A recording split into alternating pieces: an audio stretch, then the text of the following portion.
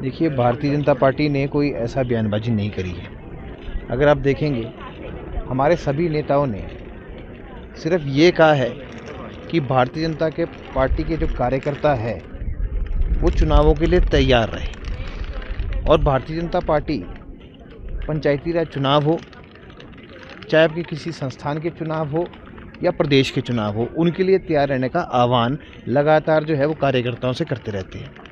तो ऐसा कुछ भी नहीं है। बाकी मुख्यमंत्री जब से आरडीजी बंद हुई है तब से मुख्यमंत्री जी स्वयं ही परेशान हैं। उनको लग रहा था कि आरडीजी से जो पैसा आता है उसी से वो प्रदेश चला लेंगे, और जो आत्मनिर्भर हिमाचल वाला नारा है उनका, वो सिरे नहीं चढ़ रहा है, इसलिए वो परेशान दिखाई दे रहे हैं। बाकी जिस प्रकार से आपने देखा था कि मुख्यमंत्री द्वारा जो है प्रेजेंटेशन जो है वो वित्त विभाग और साथ में सरकार द्वारा दी गई थी, उसमें केवल मात्र जो है वो खर्चों की कटौती और आमदनी को बढ़ाने का रोना रोया गया था। और ये भारतीय जनता पार्टी नहीं कह रही है, ये हम नहीं फैला रहे हैं। वो जो प्रेजेंटेशन की जो इनकी स्लाइड्स थी वो काफ़ी वायरल हुई, सारी जगह खबरों में भी चली कि डीए, टीए और अनेकों प्रकार के जो बेनिफिट्स जो एम्प्लॉयज़ को मिलते हैं, जो 8,000 करोड़ और 5,000 करोड़ लगभग 13,000 करोड़ के जो है उनके ऊपर ये संशय पैदा करने का उसमें बताया था कि ये नहीं दे पाएंगे हम। तब जो है वो चीज़ें बाहर निकली।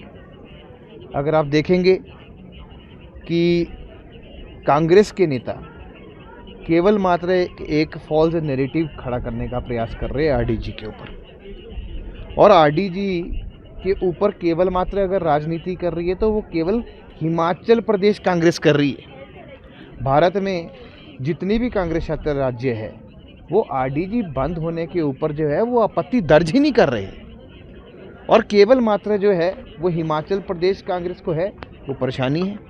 अगर आप दूसरे प्रदेशों की बात भी करें, 2-3 राज्य तो ऐसे हैं जिन्होंने फाइनेंस कमीशन को बोला था कि हमारे राज्यों में भी आरडीजी बंद हो और उनके राज्यों में भी आरडीजी बंद हो, तो उसके ऊपर तो मुख्यमंत्री मौन रहते हैं, केवल मात्र पहाड़ी राज्यों की बात करते हैं।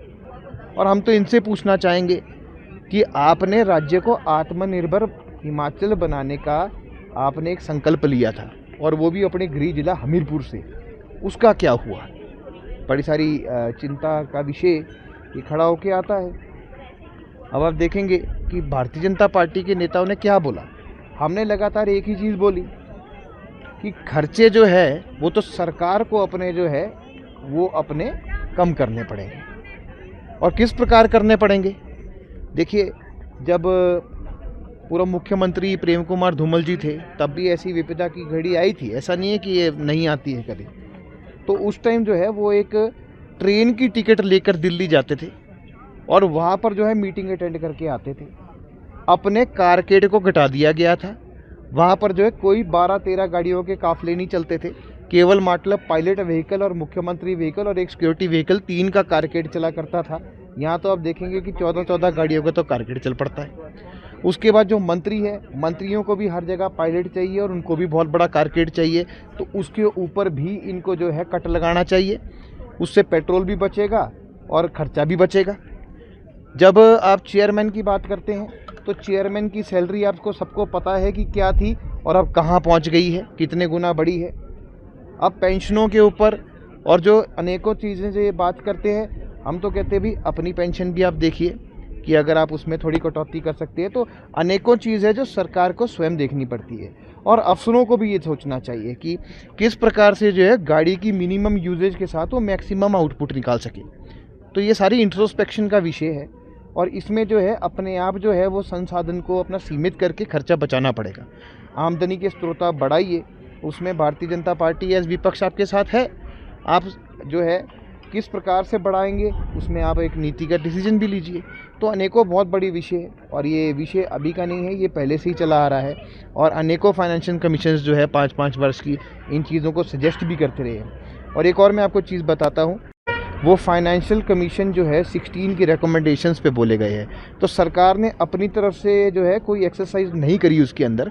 उसमें जितनी भी रिकमेंडेशंस है वो फाइनेंशियल कमीशन जो है FC 16 उसी की पड़ी गई थी। तो अभी तक तो प्रदेश ने, अपनी सरकार ने कोई ऐसी योजना और प्लानिंग नहीं बताई है।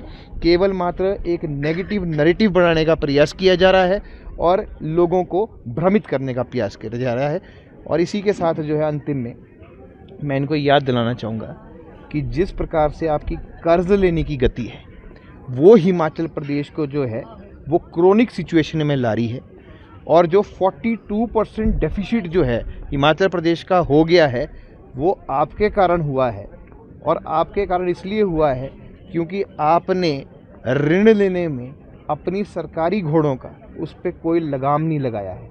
तो अगर आप देखेंगे उसके ऊपर आप चिंतन कीजिए। सरकार आप चला रहे हैं और अगर आपको लगता है कि सरकार आपसे नहीं चल रही है तो आप छोड़ दीजिए। भारतीय जनता पार्टी के नेतागण आपसे अच्छी सरकार चला लेंगे। जब हुई थी और आज तक वेतन कितने विधायकों के खाते में क्रेडिट हुआ है वो बड़ा हुआ, वो भी मुख्यमंत्री स्पष्ट करे। ये केवल मात्र घोषणाओं की सरकार है। आपने वेतन वृद्धि की बात जरूर करी पर अभी तक किसी वेतन वृद्धि का जो है बेनिफिट एक भी विधायक को नहीं हुआ है। ये मुख्यमंत्री चिंतन करें।